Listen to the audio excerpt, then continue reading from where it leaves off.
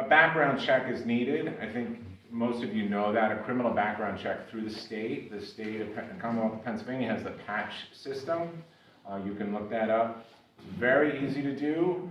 You can, if it asks for organization name, just put Ardmore United Methodist Church as the organization. There's like the sponsoring nonprofit for your volunteer work.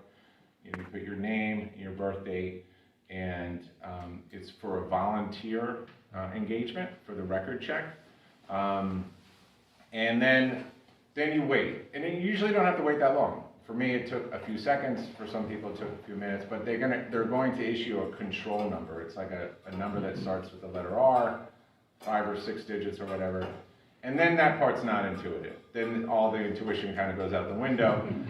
You hit print, and then a new screen opens up. And then if you scroll down and look to the left, there's like a blue hyperlink with your control number. And you click on that hyperlink, and it could say pending, or it could generate the PDF that says you do not have a criminal record, right? And that PDF is what I need.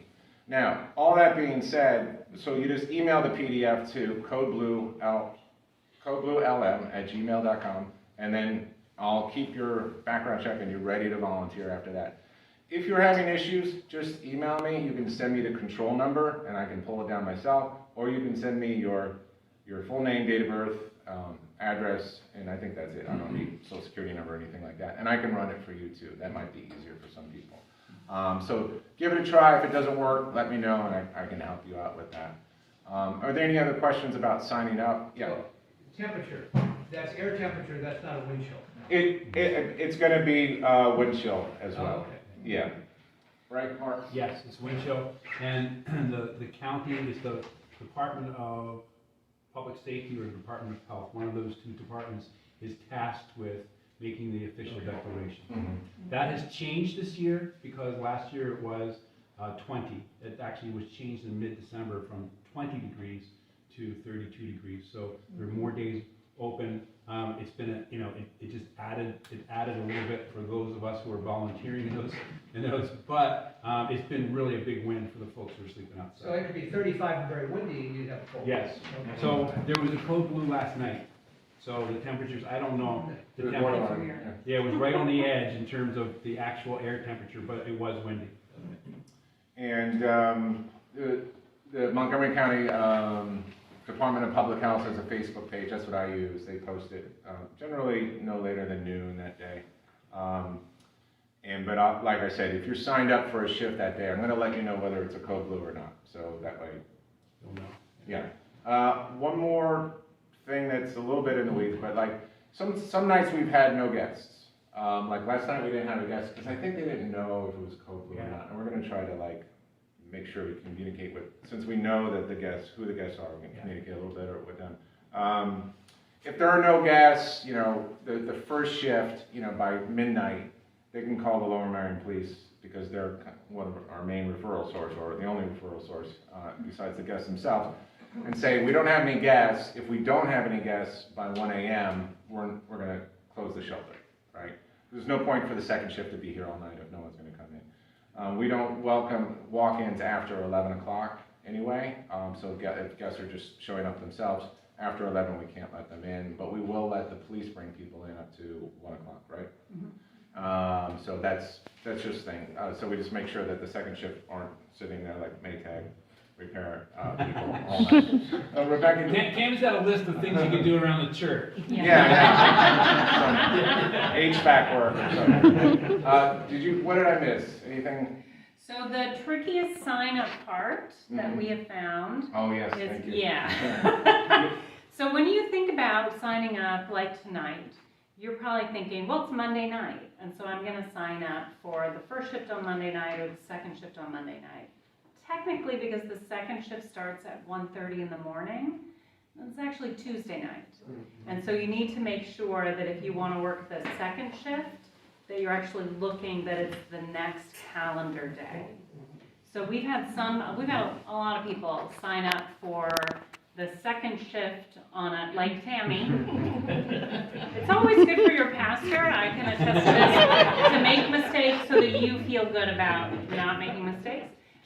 So that people will sign up for the second shift on a Monday and then right in the middle of the night and then sign up for the opening shift. So you just want to make sure, especially if you are one of the saints in light who wants to work a double shift, you want to make sure that you get it in one calendar day and then in the second calendar day, if that makes sense. It's really more an issue for people that want to work a double shift. Yeah. And I've done it myself. The first weekend, I was coming back from Florida, and I looked at the calendars to see how we're doing. I was like, oh, I'm working at 1:30 this morning. Wasn't expecting that. And I did work a double the next night too. So my advice is just go slow. Just think about clocks and calendars and just be deliberate when you're signing up, making sure that you're not splitting your day in half. And Marcus from Access Services, I won't be able to give you a proper introduction, but it doesn't matter. But also, I think it's important to hear that this isn't the first time a community has done that. Lansdale has been doing this for a long time, and Mark can give you background on that. Yeah. So thanks guys, and thanks for having me. And this is cool because the last time we met was over at Rebecca's church, and we hadn't done it yet. So we were training for something we were going to do. Now we've got a whole almost 1 month under our belts, and so I'm gonna have these guys talk a little bit about their experience with it so far. And I think you started that out with explaining it a little bit. So just a little bit more of context. I work at Access Services, and I'm the Director of Program Development, which means I help start things. So I helped start our street outreach program, so that's about 7 years old. So that program covers the entire county and deals with all the folks who put their hand up and say, hey, I'm experiencing homelessness, I need help. So there's people, besides them, there's people outside of that group of people who are also living outside.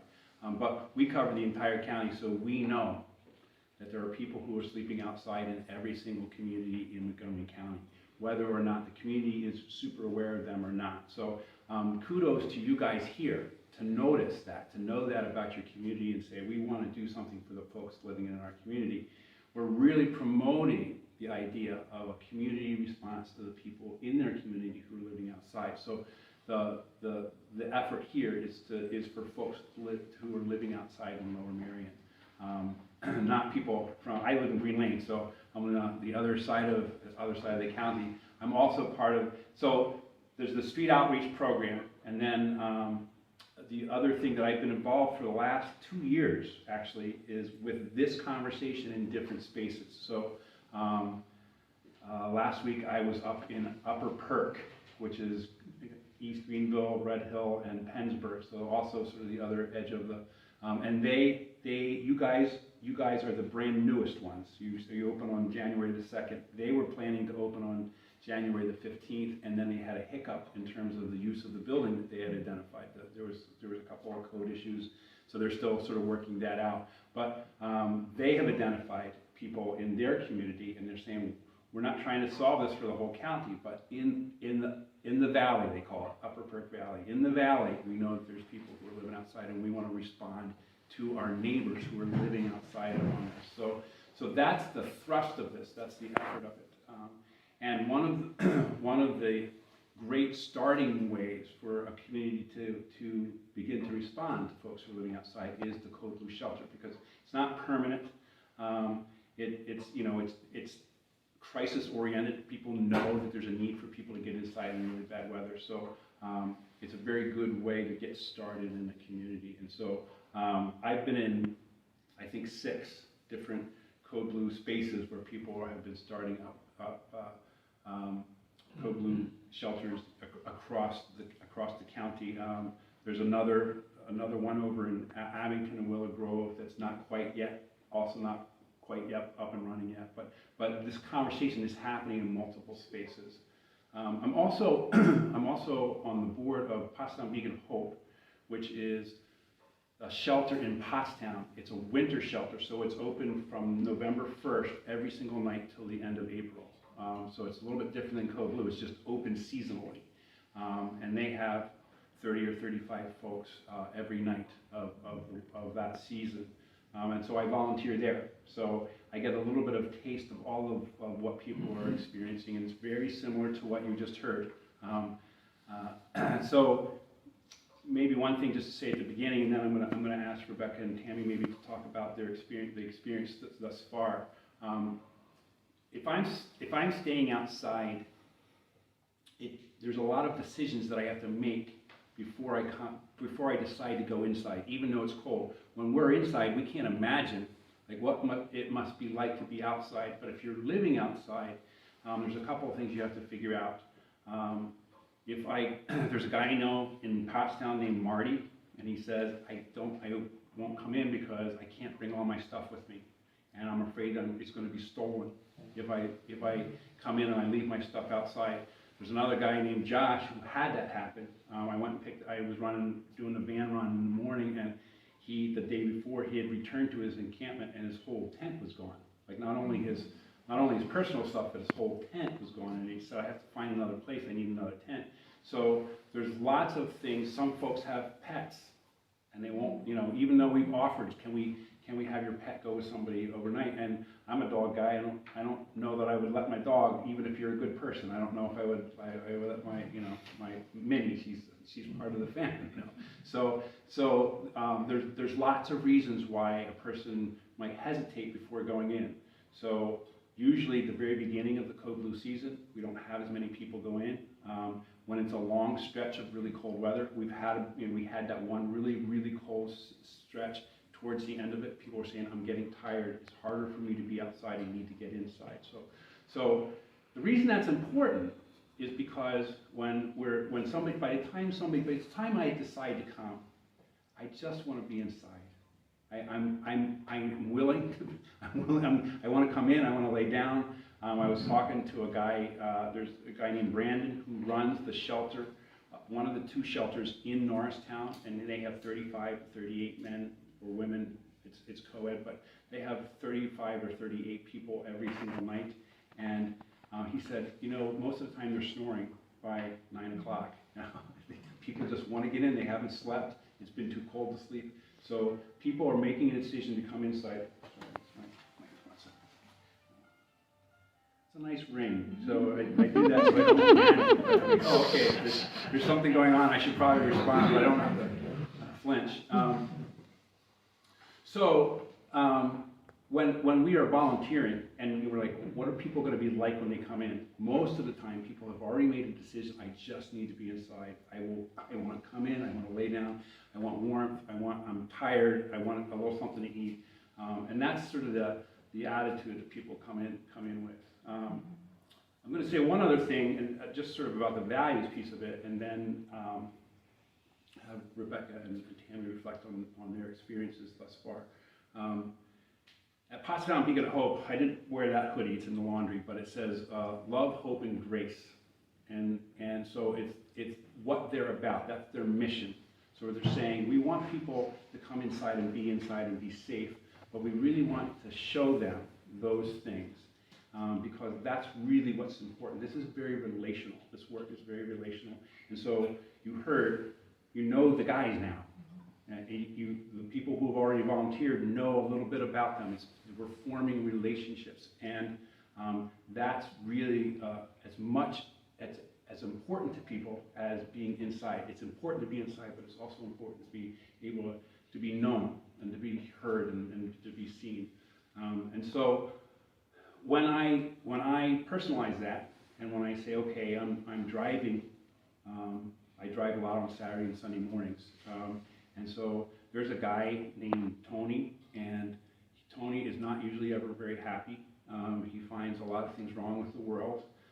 He's happy to tell you about those things at 6:30 in the morning. And so what I say when I wear my hoodie, right? So I'm ready, and I look down and I say, grace. So Tony is teaching me grace today. I don't know if I'm going to learn it, but he's teaching me grace today. And so if I don't think about that, then I'll say, well, what happened? Like, I just showed up here. I'm doing my best to drive you, and you're giving me a hard time from the back seat of the van. Like, I could be upset by that, but when I realize that the value about this is a guy who's lived a hard life. I don't want to live his life today, honestly. And so when I remember that, and remember my job in all of this is just to give a little bit of hope, a little bit of humanity to this guy in the van, then it shapes the way I respond. And so when we have somebody who comes in and might be disgruntled, or somebody comes in and you know, you're doing your level best and they're not really quite as grateful as you'd hoped, when we remind ourselves our why, what's our value related to that, a lot of those things just sort of calm down and right-size themselves. So that's, I think that for me carries the day for a lot of the situations that people we might come up on. So do you guys, I'm going to turn it over to you guys. You want to talk a little bit about just what you've experienced, and then we'll walk through some of the other sort The of like actual logistics. yeah. Yeah.